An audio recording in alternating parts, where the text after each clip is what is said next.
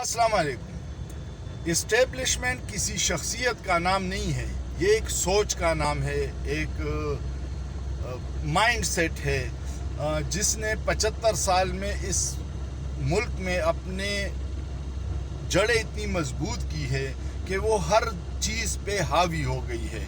और अब ये जो हालात चल रहे हैं, 90% 98% लोग इन सारी बुरे हालात की ज़िम्मेदारी इस्टेब्लिशमेंट को समझती है, और इस्टेब्लिशमेंट अपने आप को मुहिब वतन और बाकी लोगों को गद्दार समझती है।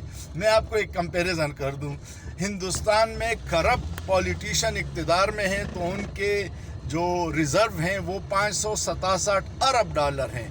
बांग्लादेश में करप्ट पॉलिटिशियन बरसर इक़्तिदार हैं तो उनके जो रिज़र्व हैं वो कोई $50 अरब के करीब हैं, और पाकिस्तान मुहिब वतन इस्टेब्लिशमेंट के हाथों में है तो 16 अरब से 4 अरब पे आगे हैं।